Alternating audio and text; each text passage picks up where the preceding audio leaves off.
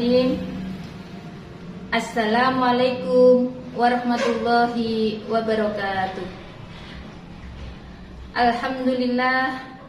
Alhamdulillah lihada wa makuna linahtadiya laula an hadanallah.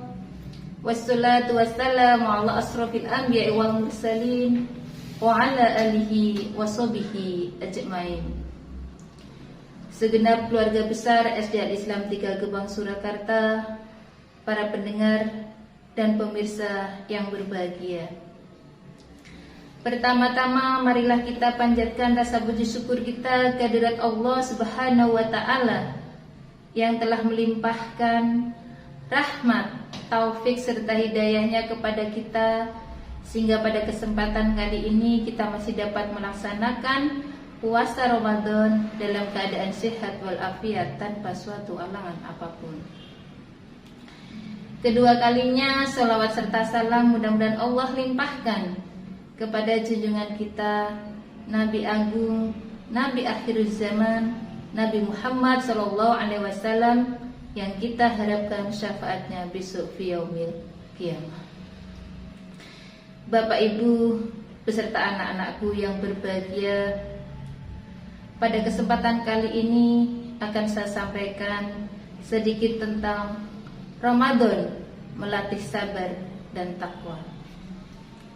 Allah Subhanahu wa taala berfirman, "Ya ayyuhalladzina amanu kutiba alaikumusyamu kama kutiba alal ladzina min qablikum la'allakum tattaqun." Hai orang-orang yang beriman, diwajibkan atas kamu berpuasa sebagaimana diwajibkan atas orang-orang sebelum kamu agar kamu bertakwa. Orang yang bertakwa adalah orang yang melaksanakan segala perintah Allah dan menjauhi segala larangan Allah Subhanahu wa taala. Alhamdulillah kita masih bisa melaksanakan puasa di hari yang ke-11, dan mudah-mudahan kita digolongkan termasuk orang yang sabar terhadap perintah Allah Subhanahu wa ta'ala. Sabar itu sendiri dikelompokkan menjadi 3. Yang pertama adalah sabar terhadap perintah Allah Subhanahu wa ta'ala. Yang kedua adalah sabar terhadap larangan Allah Subhanahu wa ta'ala. Dan yang ketiga adalah sabar terhadap musibah yang diberikan oleh Allah Subhanahu wa ta'ala. Sabar terhadap perintah Allah Subhanahu wa taala, contohnya adalah kita melaksanakan puasa Ramadan kali ini digolongkan termasuk kita sabar terhadap perintah Allah Subhanahu wa taala. Sabar menahan rasa haus, sabar menahan rasa lapar, sabar menahan hawa nafsu, dan mudah-mudahan dengan kesabaran itu dapat menambah nilai keimanan kita kepada Allah Subhanahu wa ta'ala. Kemudian yang kedua, sabar terhadap larangan Allah Subhanahu wa ta'ala. Sebagai contoh saya ambil dalam kehidupan sehari-hari, apa yang menjadi larangan Allah Subhanahu wa ta'ala adalah memiliki penyakit hati. Orang yang memiliki penyakit hati ini nanti hidupnya tidak akan tenang, selalu gelisah. Dan apa saja yang menjadi penyakit hati itu? Yang pertama adalah sifat sombong. Sifat sombong ini menganggap dirinya yang terbaik dan tidak menganggap orang lain ada yang lebih baik darinya. Ini termasuk sifat sombong. Kemudian yang kedua apa? Yang kedua adalah sifat ujub. Sifat ujub itu mengagumi diri sendiri. Jadi sifat ujub ini merupakan akarnya dari sifat sombong. Kalau orang mempunyai sifat sombong, berarti ada akarnya, dan akarnya itu adalah sifat ujub, meninggikan diri sendiri. Itu dilarang oleh Allah Subhanahu wa ta'ala. Penyakit hati yang ketiga apa? Penyakit hati yang ketiga adalah iri dengki atau hasad.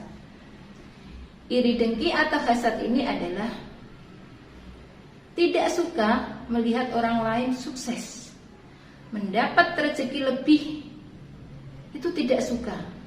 Melihat orang lain itu bahagia, tidak suka. Lebih parahnya lagi, kalau mendoakan orang lain itu sengsara. Lebih senang melihat orang sengsara. Nah, itu adalah sifat iri dan dengki. Itu semua merupakan larangan Allah Subhanahu wa ta'ala. Karena apa?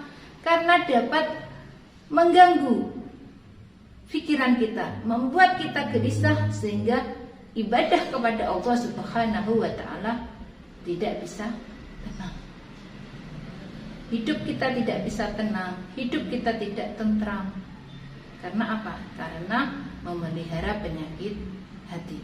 Dan mudah-mudahan kita dihindarkan dari segala macam penyakit hati.